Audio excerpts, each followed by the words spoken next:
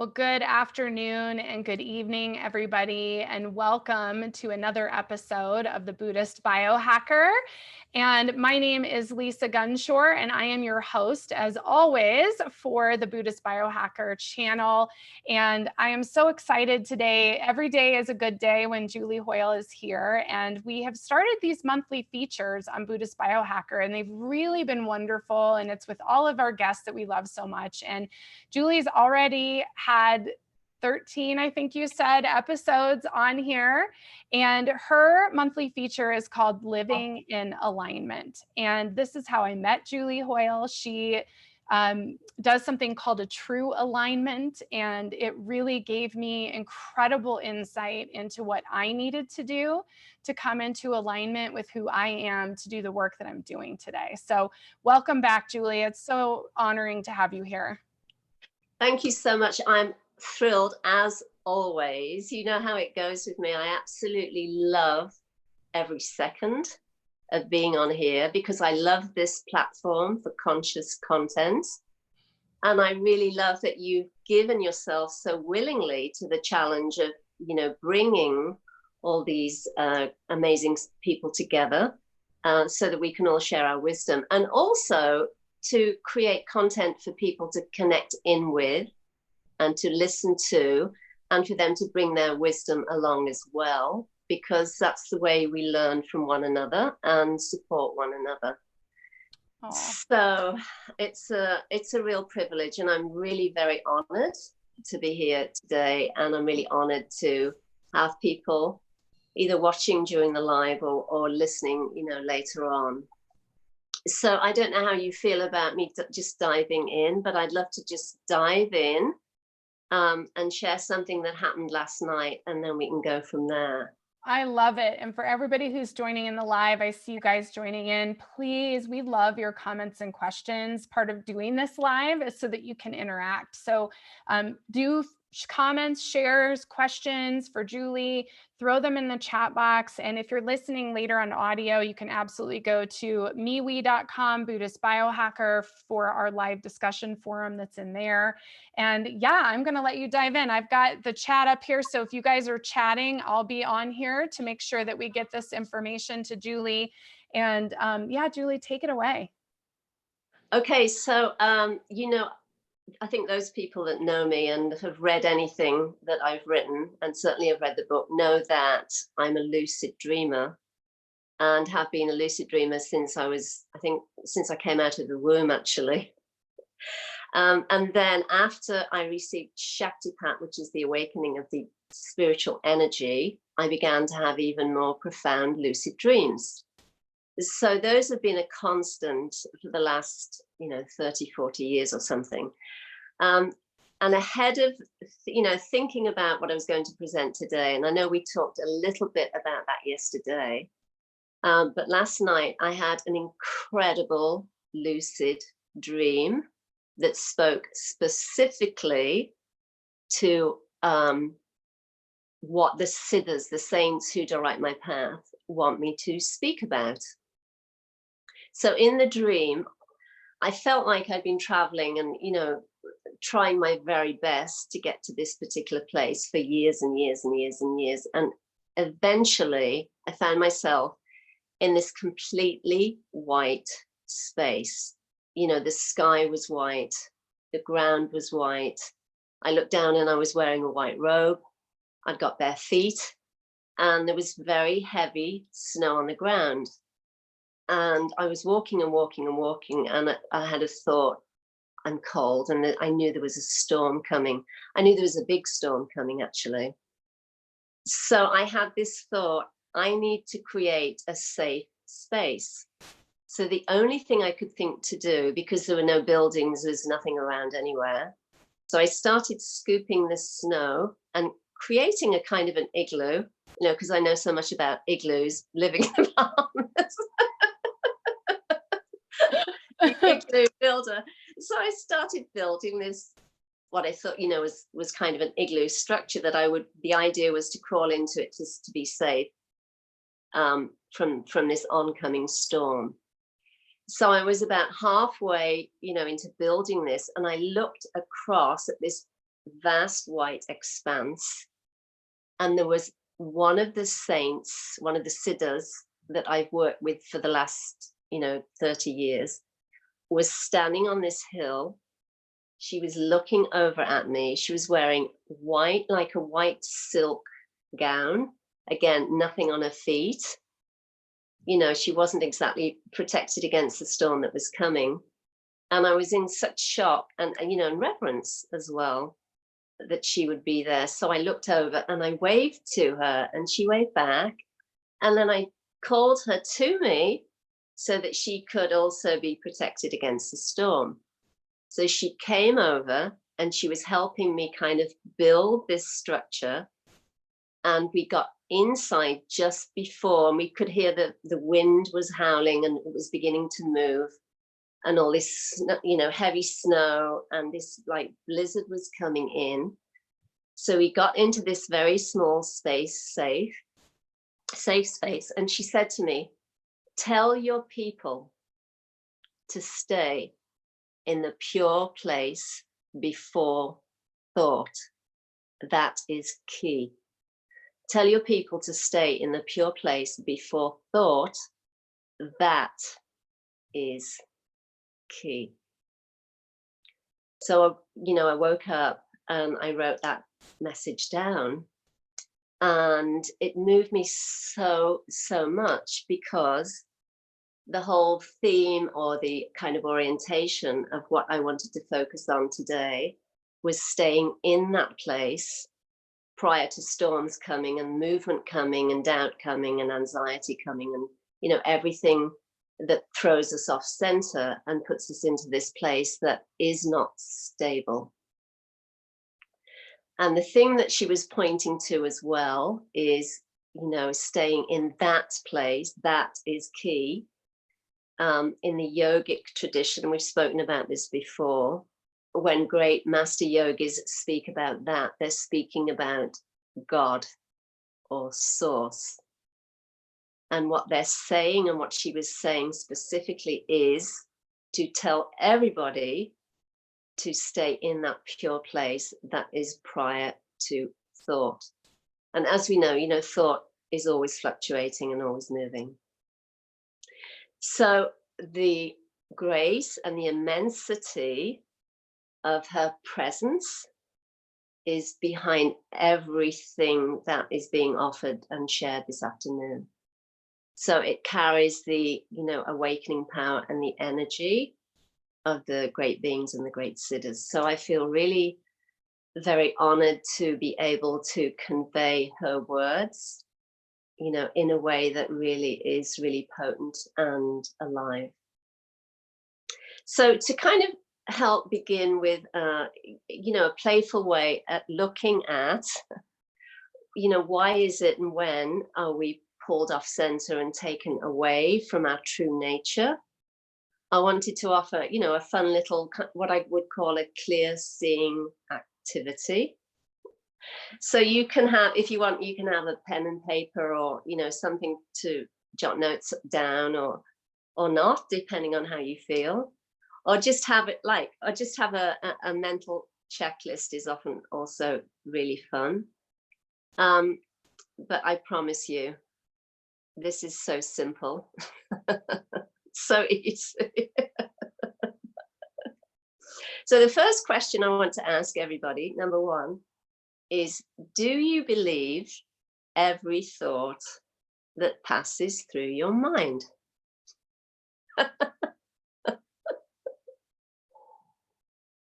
I mean, I'm guessing not, or,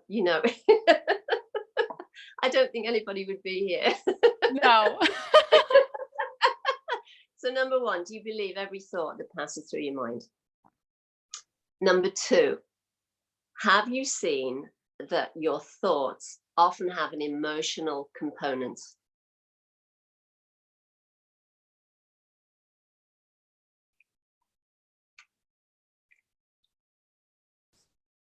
Number three, and I think I know what the answer to this one is. Are you able to see, or have you seen, when your mind has become agitated?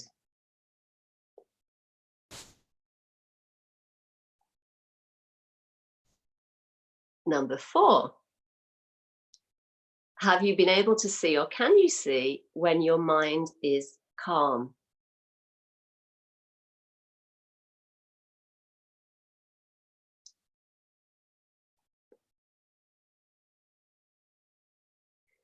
Number 5, have you ever woken up in the morning and noticed that your mind is so still, it takes several seconds or minutes for thoughts to arise?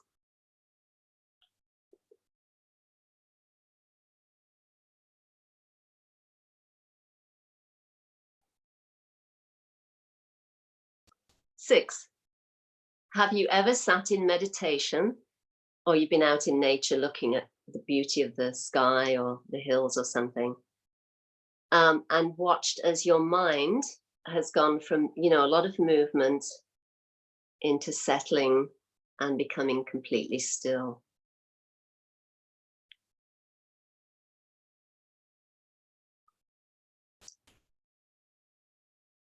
Now, I could continue with probably 30 or 40 similar type questions. But the whole point of asking these questions is to ask another much more important question. And that question is, do you recognize the place from which you're able to see and articulate and describe the movement of the mind, or the calmness of the mind, or the agitation of the mind?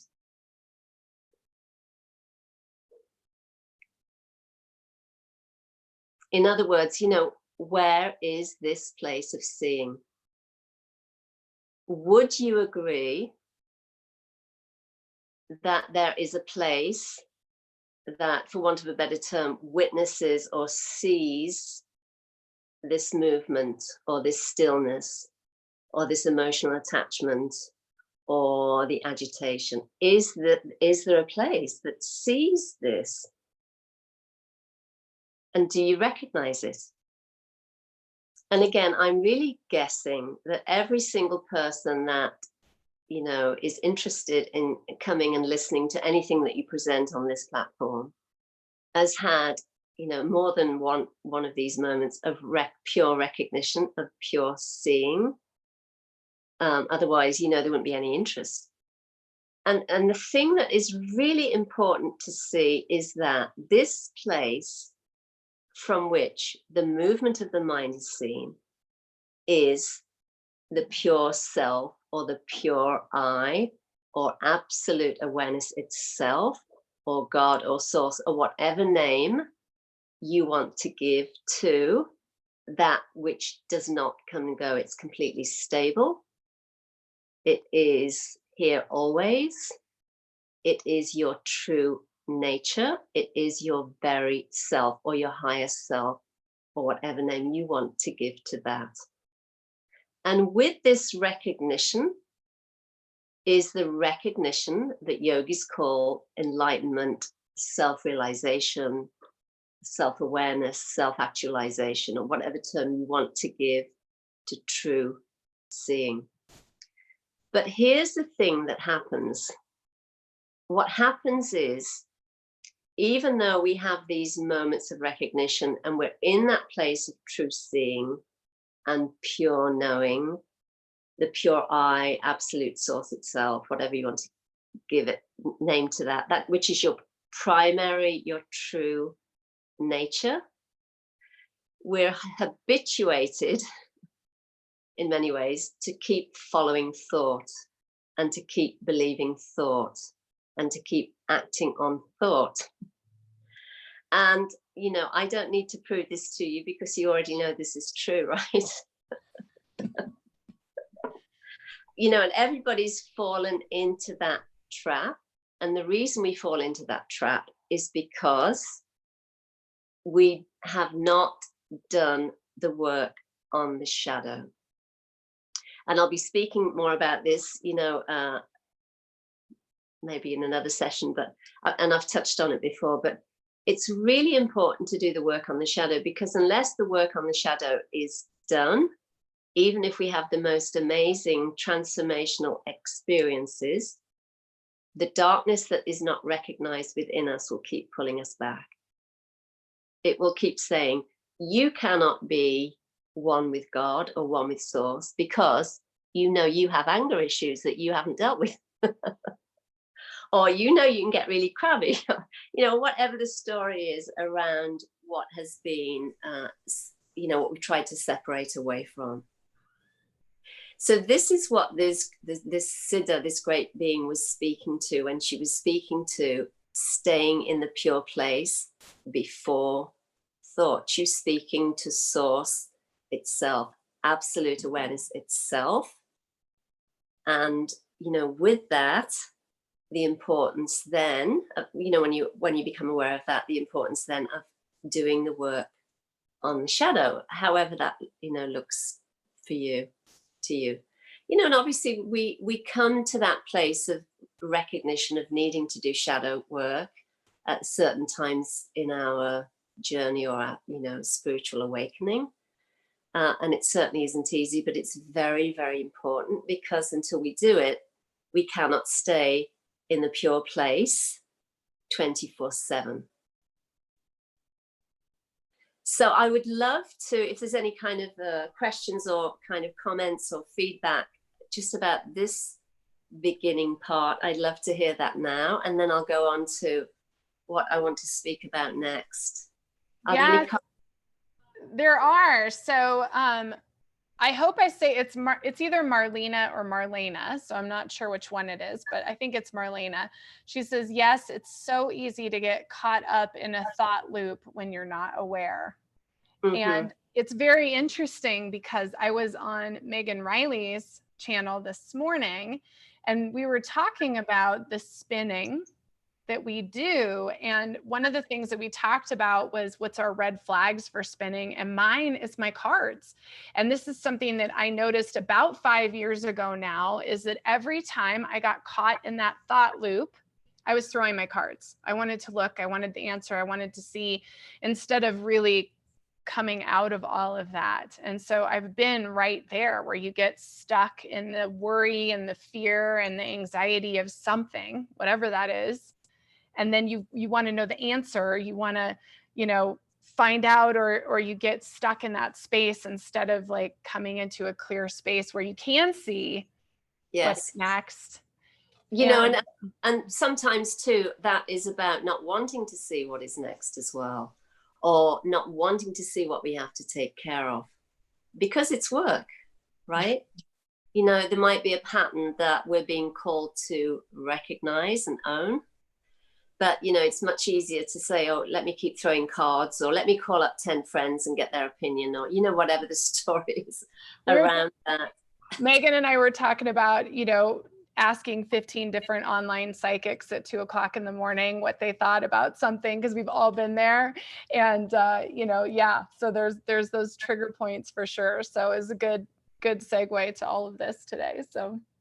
Well, you know, to be honest, I've talked about this before. I feel really, really blessed that I actually have never at 2 in the morning or 3 in the morning been looking for psychics, or, you know, honestly, that really absolutely ended when I received Shaktipat from Nityananda. And actually, even before then, I just never had a sort of an interest somehow. Or, I mean, I used to play with a Ouija board and, you know, the I Ching and things like that. But it was really kind of, I trusted what was being given somehow, you know what I mean?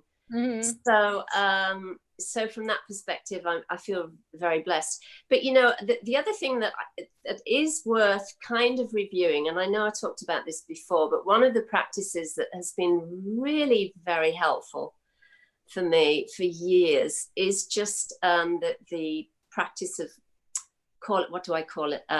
Where am I in my life right now? You know, and you get really stuck, or you feel like nothing's happening, and you know, you can't kind of figure things out. I just write that title in my journal. Where am I in my life right now? And then whatever image comes up, I draw it. You know, and it can be like, if you don't feel like you can draw very well, it doesn't matter. It can be stick man or whatever, just some crappy drawing, but you just draw it out. And then based on what you're seeing visually, you can do stream of consciousness writing around what that is speaking to. And the reason this is so potent and powerful is that it bypasses the critical tendency to try and analyze or, you know, put into words something that maybe you know, you might want to kind of bypass that as well by reframing it or rewording it in a way that's kind of pretty. But the first image that comes up is always the most kind of concise and direct. And, you know, so then you do your stream of consciousness writing, and then you can give it a title as if it was a movie or a book. And it is just so on point because it's coming directly from the subconscious. And it's not, you haven't given, you know, any time to sort of meditate on it or try and sort of figure it out. It just is really direct. Oh, I love that. Yeah. And, you know, the thing is I've looked through journals from years ago, and when I look and see the image and then what was written, it's just like, oh my God, this is so incredible. You know, I just hadn't realized the depth of what I was tapping into. And again, this particular practice was given to me by the siddhas that I work with and the saints that I've worked with. Yeah. It's incredibly potent and incredibly powerful. So any more questions before I move on?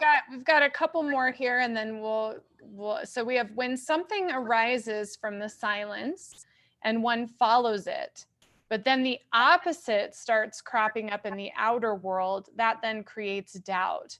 What is that, and why is that? Is it to see if one will stay true to what was received in silence?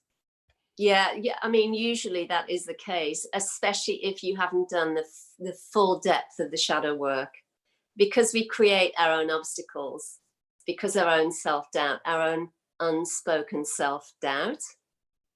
And the thing is that obstacles are actually really great, because what you can do, which is what I've always done, is I'll just say, oh, you know, what are you here to show me? What am I supposed to see? You know, do I need any help to be able to kind of move around this particular obstacle? Because there's always a subtle energetic component to every obstacle that manifests. And you can see the link when you start doing the work on the shadow. And I know you've had experience with this big time. But it's, you know, it's incredibly powerful. And essentially, once you actually have dealt with the shadow and met the shadow and had a conversation with it, and you've invited it in, it's not like the shadow then disappears, but the power it has over you is really diminished. And you can just kind of laugh at it and think, oh, you know, here you go again. Here's another little obstacle or something that's trying to get my attention. But it doesn't stop you in its tracks, you know, you know what I mean? And it's a bit like, you know, when you have an inspiration that lands in you to do something, let's say to create a blog or to write a book or, you know, create a platform. You know, and you get started with it, and then maybe somebody will come in and say something that's just so incredibly upsetting, or you'll get a negative review, or you might have a so-called friend that warns you about the dangers of, you know, whatever it is you're doing. You know, if you haven't dealt with that outer voice, you know, inside yourself, because it's really a reflection of what's inside you, then that outer voice can, you know, really stop you and thwart the creative expansion and creative expression of what you're being called to do. And I know we've all had these kinds of experiences. And you can sit in that place of feeling kind of blocked or thwarted or closed down, you know, for a long time, unless you actually engage with the inner work and really start looking at, okay, you know, what is this person revealing or showing me? What do I need to work on? Is there any truth in that statement? You know, or however you want to sort of phrase it, is it's very important. And it's part of the process too, right? Because, you know, life is about meeting challenges and being strong enough to stand in the force of whatever you're challenged with, rather than, you know, feeling defeated and giving up. Yeah, just yesterday, actually, I was writing one of the chapters I'm working on for the book on the shadow, Meeting the Shadow. And I was speaking specifically to one's creative expression. And I started to think about a pastor here, or preacher, whose name was Dr. Miles Monroe. He's passed away now. He was, I think he was killed maybe 5 years or so ago in an airplane crash. Very unfortunate. But, you know, I loved what he used to say, because he always said, don't die with your gifts still in you. And, you know, it's so true of so many people, because what happens is they have this impulse to do something, they'll start, and, you know, and the first little challenge just stops them. Or they think of 10 reasons why they can't do something, rather than thinking of 11 reasons why they can do something. So you know, all of these questions and these pointers, and you know, sharing this way is really, really important with respect to supporting, you know, your own vision and having the courage to carry it forward.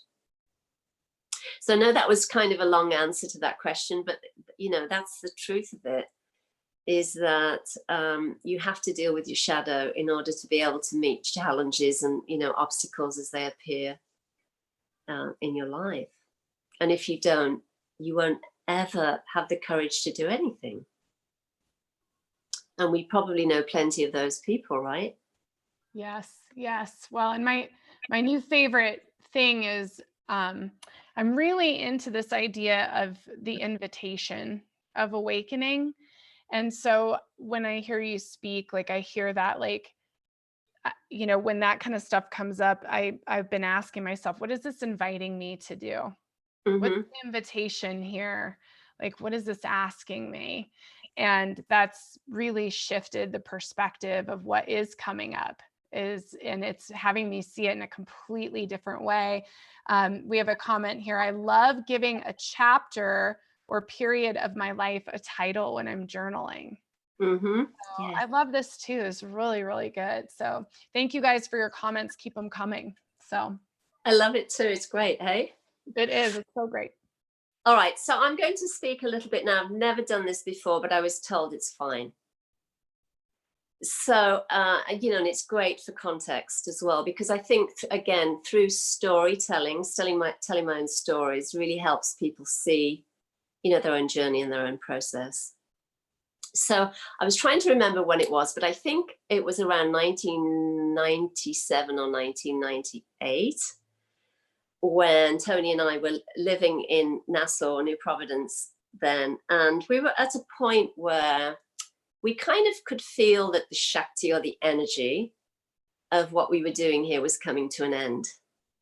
And so I just thought, you know, I think what is being pointed to is that we need to start applying for work elsewhere. So I started sending CVs out, you know, all over the globe.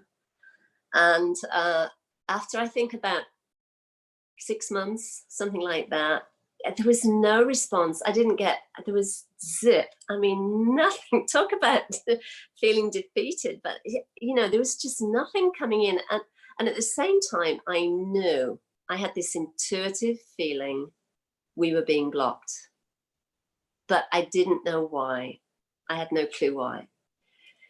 So I remember one evening I took myself off to the bedroom, and I was, you know, I did some meditation, and I was chanting and praying and, you know, invoking all the saints and the siddhas and doing whatever I could do to try and get clear, because I felt like I needed to get clear.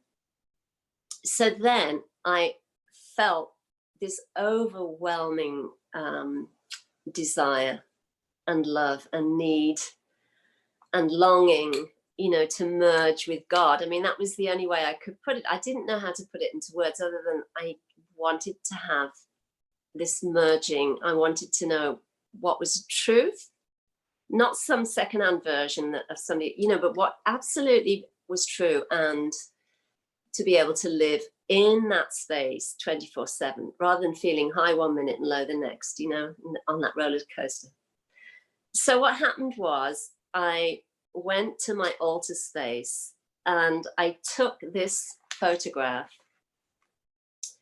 of Bhagavan Nityananda, who was the great being who came to me in a dream to give me initiation in 1989. And I do have to preface that prior to him giving me that initiation, I didn't know what Shaktipat was. I didn't know what the Kundalini was.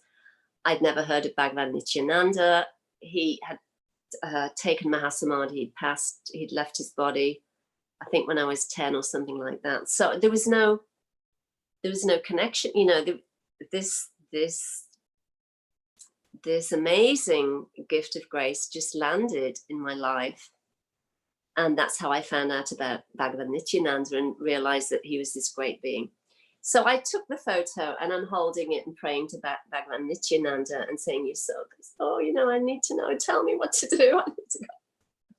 And I just said, "I just love just seeing your form, you know." And, you know, you can see he was wearing a loincloth. He just lived like this great renunciant wearing this loincloth.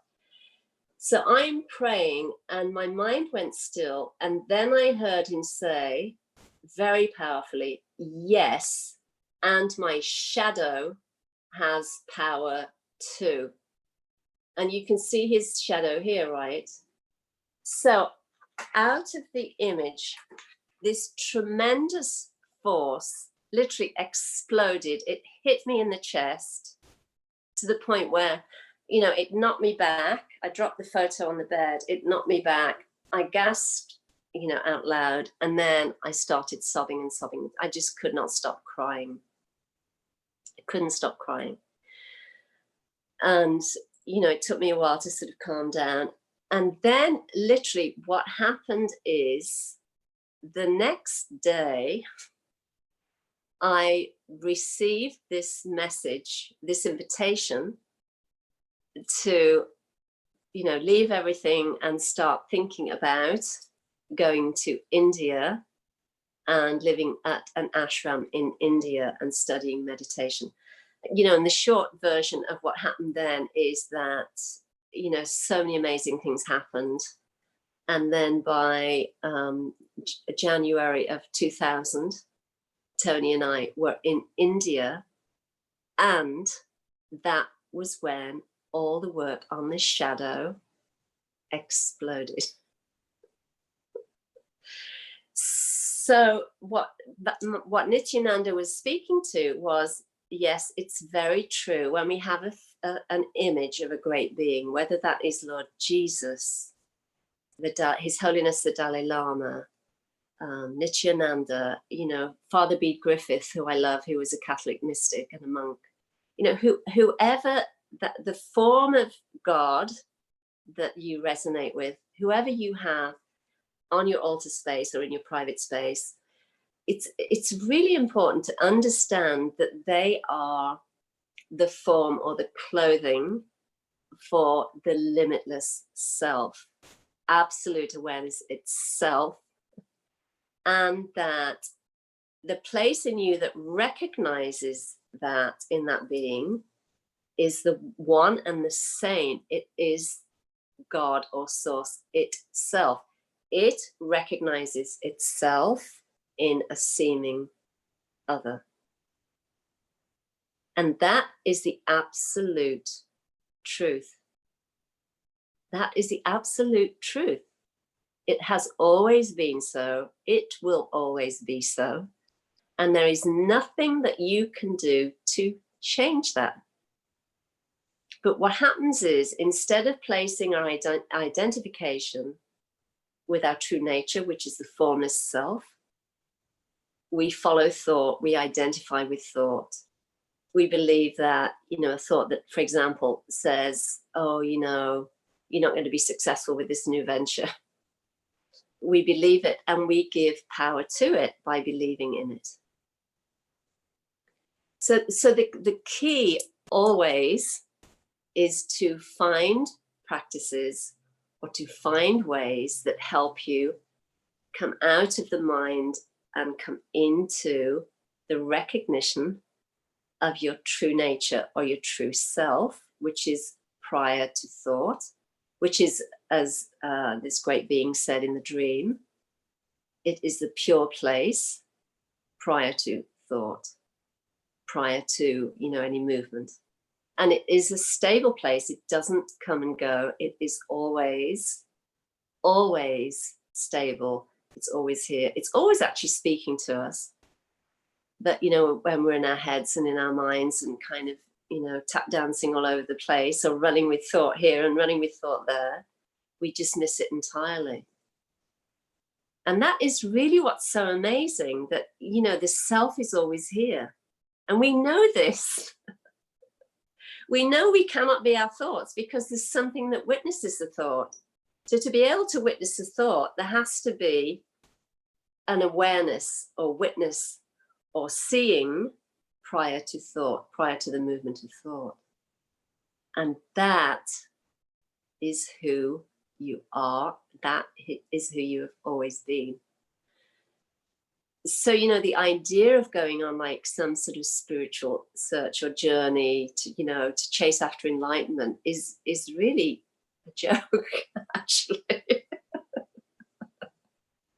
But, we do it because, because we believe in it.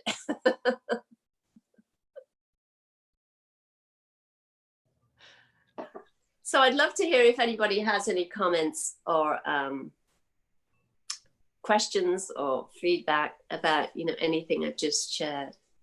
Yeah, I love it too. And so you guys fill those out. I'm sure everybody was listening intently like I was. So we're on a little bit of a delay. So if you guys want to fill those out, I'll be happy to share. Good. Good.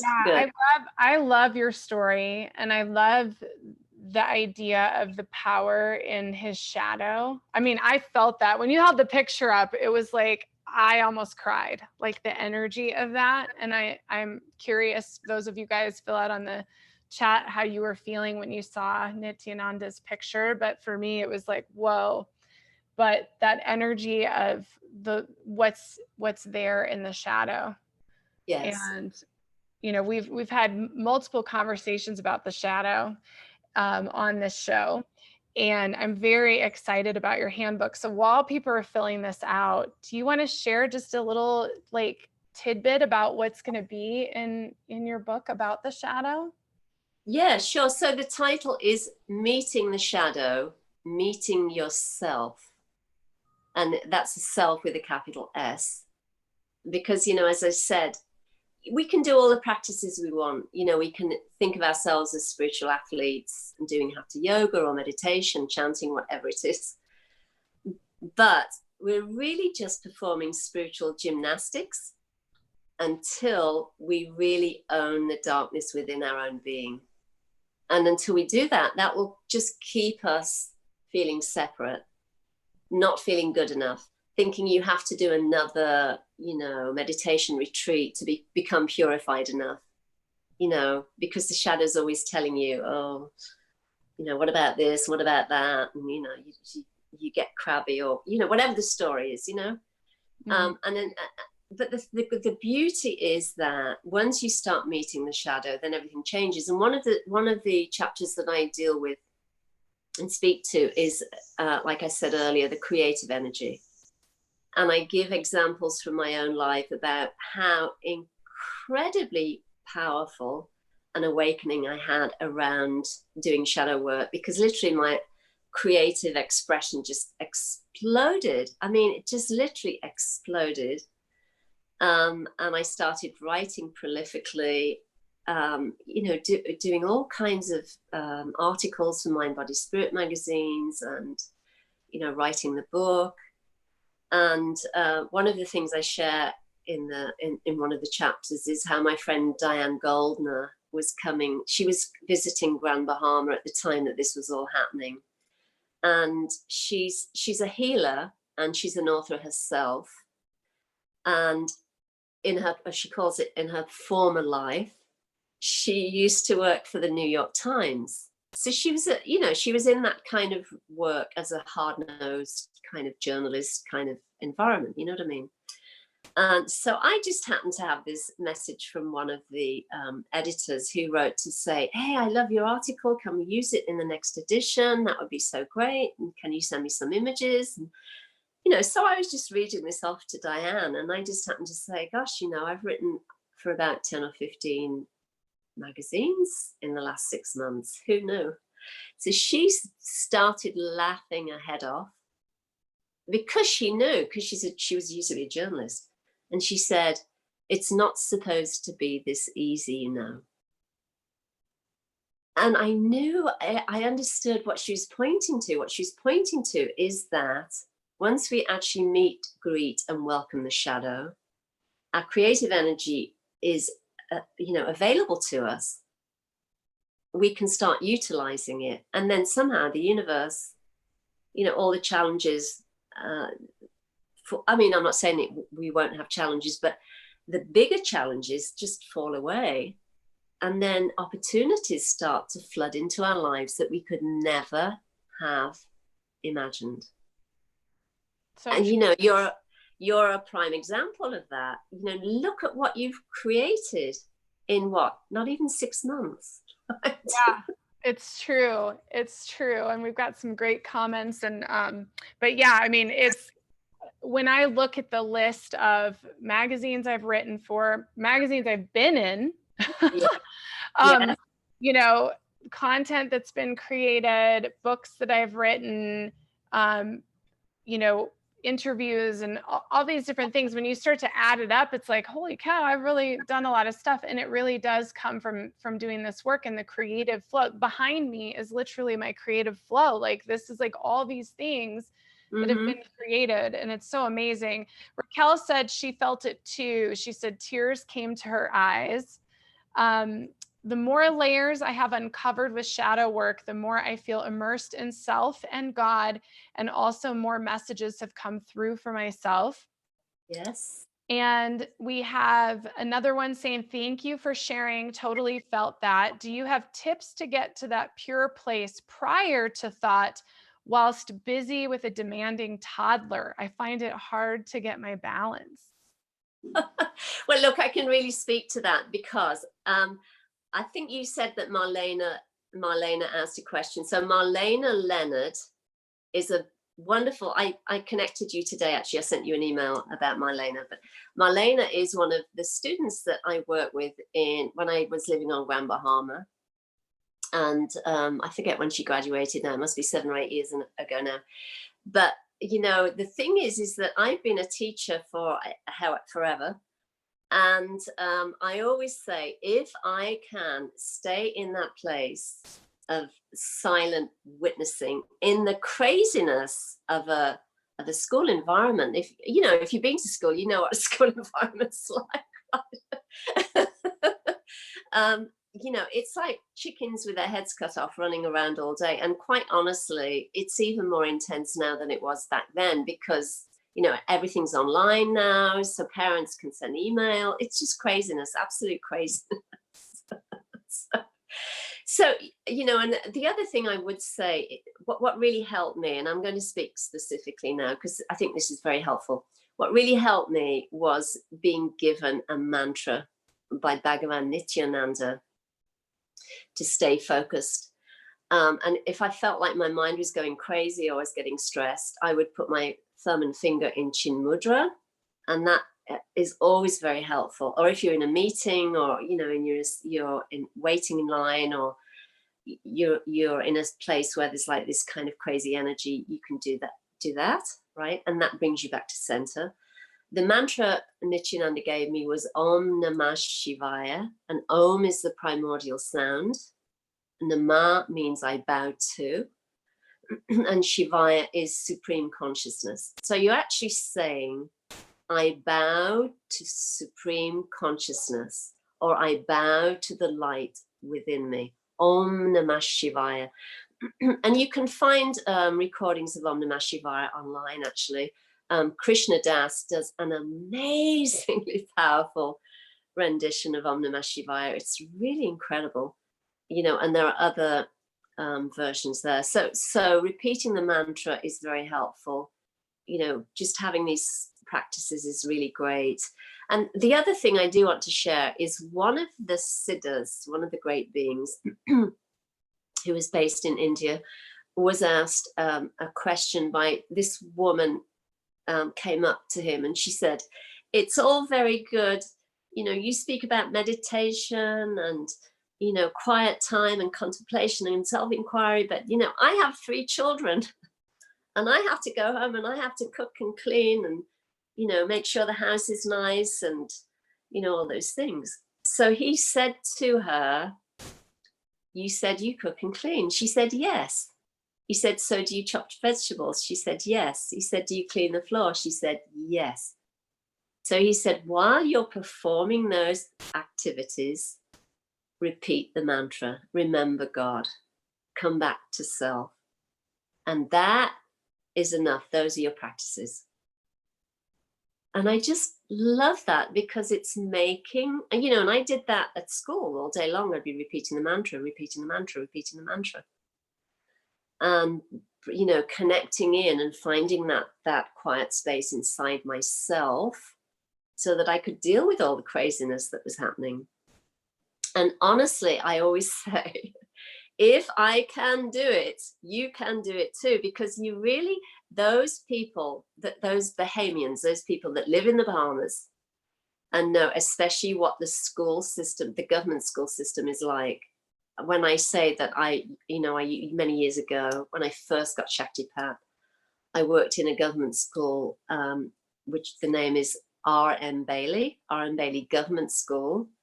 The conditions were very, very challenging. I used to work under a metal roof, and the heat and humidity can be over 100 degrees here. So I'd be pouring with sweat all day long. We didn't have many materials to work with. You know, there were challenges with gangs from other schools. I mean, it was really, really difficult. So if I can do that and I can be in that space and remain centered in self, even with students asking questions, you know, craziness going on, then it's possible for anybody. And I really believe that, and I know that's true. Yeah, well, and I wanted to jump in because I have my 4-step kids, and I'll tell you what, like that chanting the mantra when you're cleaning and cooking and doing those things is so important. And I think the Dalai Lama said in one of his teachings that I was at, when you're trying to self-realize, sweep the floor. And so now that's cleaning my own home is actually a real part of my cleaning out my own energy field, getting grounded. And actually, if I start to feel really scattered with my busy schedule, that's exactly what I do. I stop everything and I clean and I do laundry and I make dinner for the family. And something that I've realized through this quarantine time is performing the actions of yoga or meditation or playing mantras in front of the kids is so important. They have gotten so much, I think, from that, whether they realize it or not. They either want to participate. You know, I play a lot of mantras in the car when we were going to and from school prior to quarantine, and they were singing the words without realizing it, you know, and they're singing, you know, Om Namah Shivaya in the car. And so bringing those things in and not thinking it has to be separate, because I think for me, it was like, okay, this is my spiritual time, this is family time. And something about this global event has made it's eliminated the separation. Yes. There never was separation, but we've kind of been conditioned to thinking there was. Yeah. And this is one of the gifts of what this pandemic has given us. It's given us time to be able to recognize what's already here and to connect in with that and to feel into that as well, because oftentimes you can numb out, you know, when you're on sort of autopilot. But the important thing is is finding those touchstones that bring you back to center. Whether it's through mantra, through, you know, doing chin mudra, through cleaning your house, you know, whatever it is, we already know organically what those things are that help bring us back, bring us home, you know, and give us some relief, rather than reaching for, you know, addictive behaviors through television or drinking or whatever it is, you know, it might be. Yeah. You know, it's always available. Yeah. Well, one other thing I just want to throw out, and then I want you to continue, but one thing I really love is feeling the bottom of your feet. I learned that years ago in clairvoyant school, of all places, but it really stuck with me. So when I start to feel like that scattered, anxious energy, I just feel the bottoms of my feet and notice where they are. And something about that, like, just draws you directly into center, and suddenly nothing else can affect you anymore. And that's just one other thing I really love. That's an easy trick of just feel the bottoms of your feet and notice where they are. It kind of grounds you and pulls you in. Pulls you in immediately. Well, the other thing I'll do is this, you know, and bring my palms together against my heart center. But, you know, look, here's the thing.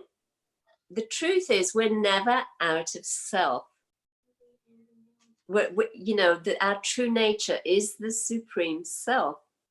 It's just that the mind goes off, you know, and we go with the mind and we think or believe that, you know, we're separate or we're not in self or we need to do something to get that. But we're always here because we are awareness itself. So it's just a case of recognizing that. And then, you know, as I said, doing the work on the shadow, because until you do that, you'll keep trying to escape, because part of that as well, and it was true in my case, you know, I kept doing the spiritual practices to kind of numb out and try and separate away from the pain and the suffering and the anger and all the other stuff that was stuffed down. And I've been trying to avoid all those years.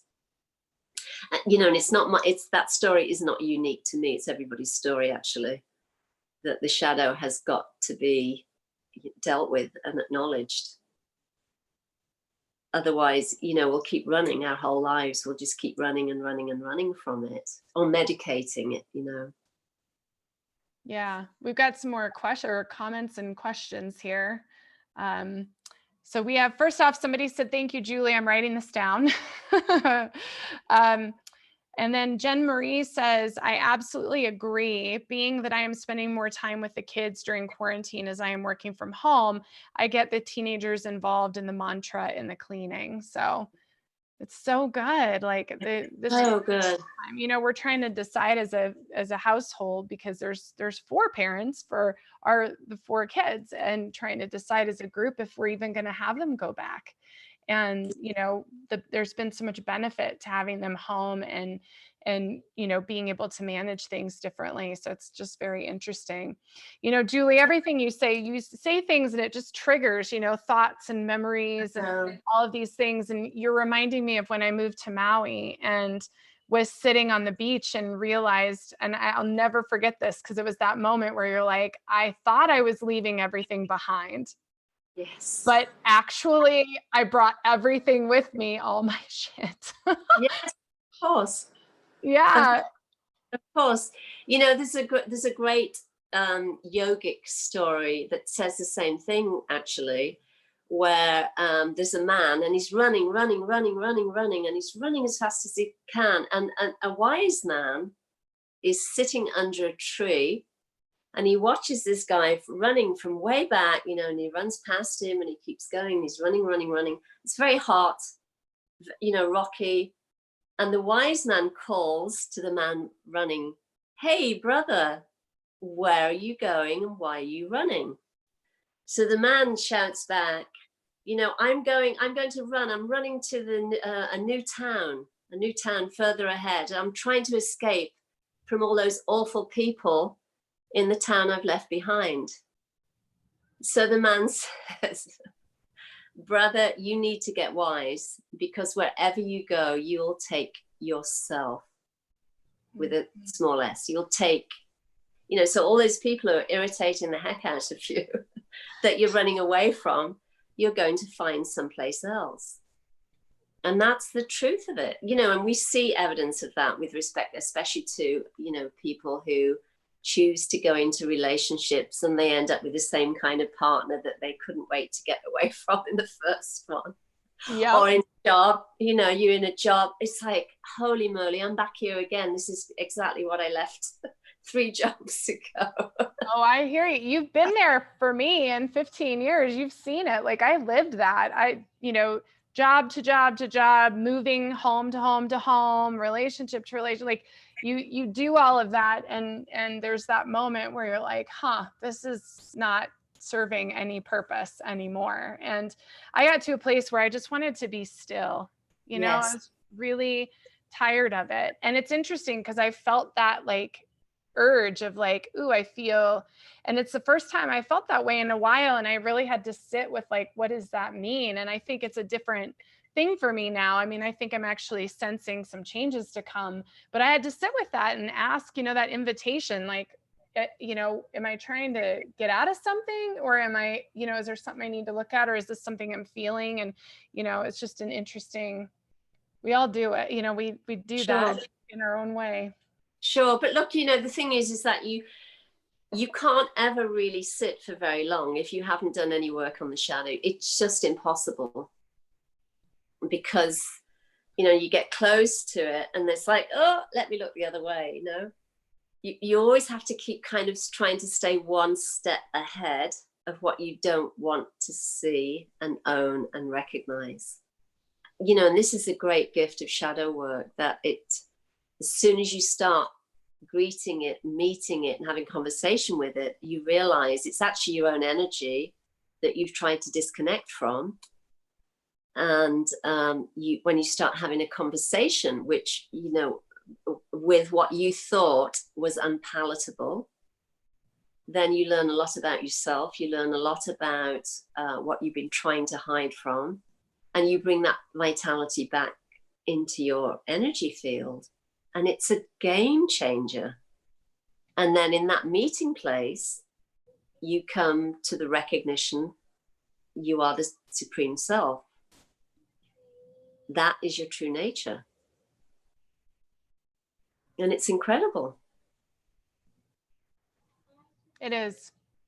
And, I want to take a few minutes because I hope you have the time and space, but, you're our monthly featured guest this month. And I wanted to just take some time for everybody who's listening to talk about what that is and who you are to me. Okay. If you're okay with that. I'm fine. So, in creating this platform, and it's actually interesting because my niece pointed out something to me this week, because she said that it was actually frustrating her that everyone's saying how fast this platform grew. And she said, I've seen my aunt work for 15 to 20 years on what this platform has become. And Sure. I really loved that, because I thought, wow, I had not even thought about that, because this has just blossomed, but there's all this, work behind it. And a lot of that work was with you, Julie. Mm-hmm. And for everyone who's listening and watching, part of why Julie's here is because you've been such an integral part of my life. I mean, truly, it has been, I think it's been 16 or 17 years since I first connected with you. And I was thinking to myself, like, what was it? What was that thing about my connection with you? And I think it really comes down to, you saw me. Mm-hmm. And I think everyone who connects with you knows that you see them for who they are.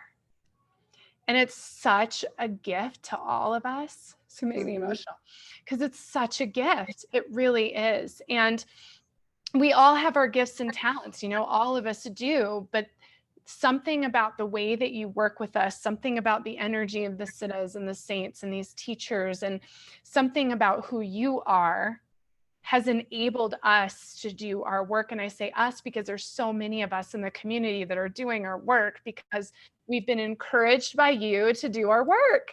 Mm-hmm. And it's been a huge part of my journey with you, and you coming to this platform has been such an integral piece of this, to grow this and to connect us in with the highest possible potential for our soul. Mm-hmm. No, it's not just a reading or a connection, and not that those things aren't valuable, but it's this new, different space that you take us to. Mm-hmm. And you have so many things that you offer. And I think we have so many new people who are connecting in, and all of you guys can keep your comments. I see all your comments coming in, keep them coming, keep your questions coming. I'll get to them. But you have this beautiful book you wrote. Mm-hmm. You have the shadow. Is it a workbook or a book? What would you call it? Well, I've called it a handbook, but it's detailing essentially what the shadow is, and also sharing my own accounts, because again, through story, it really helps people. And then giving self-inquiry practices that are practical, accessible, and you can actually work with them. And they are proven because I've used them myself, and they were what was given to me by the great beings that I work with. And, honestly, I can absolutely stand behind my words when I say whatever they give to us will have a big life-changing effect. And they give it in the simplest way possible. It's the most accessible way possible. It doesn't mean you've got to sit for 3 hours and meditate or something, It's just so easy. It's so direct, and it's so accessible for everybody, whatever background or faith you're coming from. You will meet the self-inquiry practices in the most direct way. And that's what I really love about the great beings I work with, because everyone is included. It doesn't matter who you are, what age you are, whatever background, how long you've been on your spiritual path or lack thereof, you know what I mean? It doesn't matter.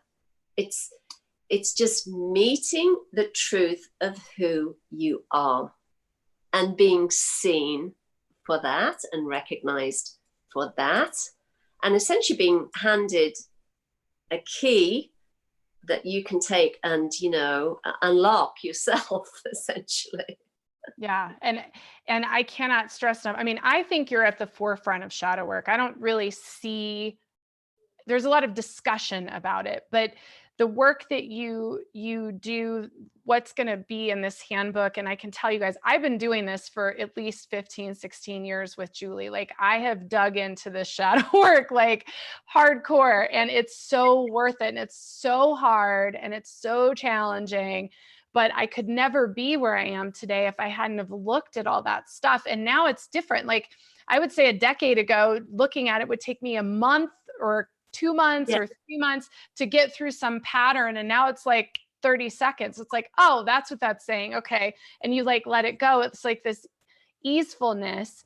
And so part of this monthly feature is we've blasted everyone with content. This is like our 50 something episode, I think, or 48 or something like that today, 10 weeks.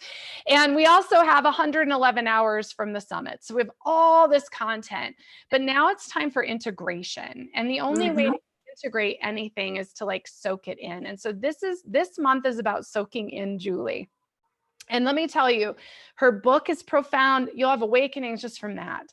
But you're honoring your soul contract, your art course, and I know you have other ones, but like I've done the honoring your soul contract 4 or 5 times now, and I've done it with my family and encouraged other people to do it. That's incredible.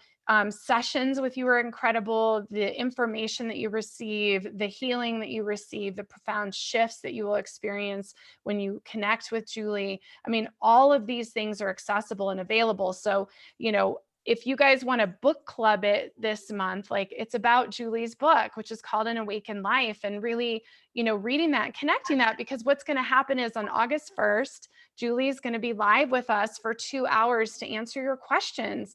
So the things that come up when you do her course or you color, she has these beautiful drawings on Etsy that you can color that are great, by the way, for those of you who are writing about your family and your kids. Those are great things to do with the kids because they're really fun and exciting to color. Whether you're reading her book, whether you have a session with her, this is going to be your opportunity to connect in with Julie and ask her questions and share your own experiences, because we're all having an awakening. Even just seeing that picture of Nityananda is like the Shakti. I know. So, the whole point of being directed to create all these different formats and forms is that they're all a vehicle for the awakening power. I mean, I was told that in the very beginning, do this, write the book, create this intuitive painting course, because they're all vehicles for the awakening power. And, obviously you can have successive awakenings. It isn't like a one time or first time deal. I mean, I've had, an infinite number of awakenings. And actually we all have, we've all had epiphanies and insights and awakenings and so on and so forth. But, the gift of what the Siddhas offer is the, awakening of the Kundalini Shaktipat, which is the awakening of the spiritual energy, which essentially over time brings you to the end of seeking and the realization of the self, which again, I can stand and testify in my own words that is the truth, because the end of seeking has ended here. It's completely finished because of the grace of Nityananda and the great beings that have supported my journey, and then coming to the end of it. So it's an absolute joy to be able to share all the things that I share, and to again, through the testimony of the feedback that I receive, it's saying that it's true. These offerings are a vehicle for the awakening power. And what a gift that is. I mean, I know I came into this lifetime looking for someone that could reflect that back to me. That was what my whole journey was. I knew it from when I was really young.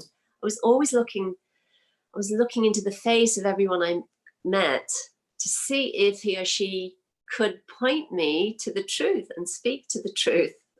Even though I didn't, as a kid, I couldn't have put that into words, but that was really what the whole journey and the seeking was about. And I think it's true for everyone who is coming to this platform. Well, and the work that you do, Julie, like you did your work, which is why you are who you are, and encouraged me to do my work, which is why I am who I am. It's like part of what creates all of this. And so don't be afraid, everybody, like just dive in to it all. And I just can't thank you enough, Julie. I mean, truly, like, and we have so many great comments. I have so much love and gratitude for Julie. I have so much love for Julie and the work she encourages, from intimate sessions to honoring your soul contract painting to reading her book. All of it is so lovely. So much love and gratitude.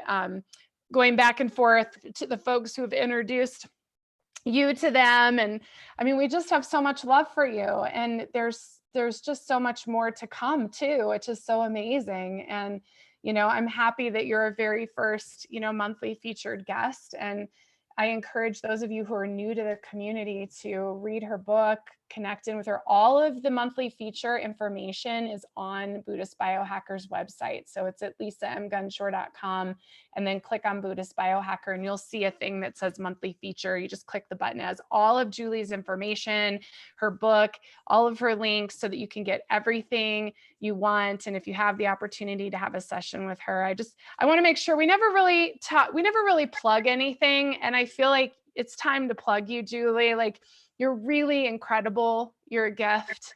And I feel like so much of the work I do, it's beautiful work too. And I think when I'm doing it, it's like, gosh, like, I'm so glad I did what the work I needed to do on myself to be able to do these things, because it's full and open and creative and expansive and abundant and amazing. yes. I Yeah. mean, there is one thing that I will plug a little bit, because I think it's really important. I do offer an online course called Living in Alignment that I've been running now, I think, for 5 or 6 years or more.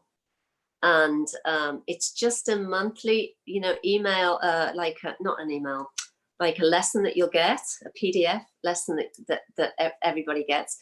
But essentially, the reason I was told to set that up is that those people that subscribe to it, and some people have been taking it for 4 or 5 years now, actually. I think I'm on year 5 or 6. Anyway, it's essentially giving me permission to be able to work with them in the lucid dream state and in the subtle realms, and, connect to self.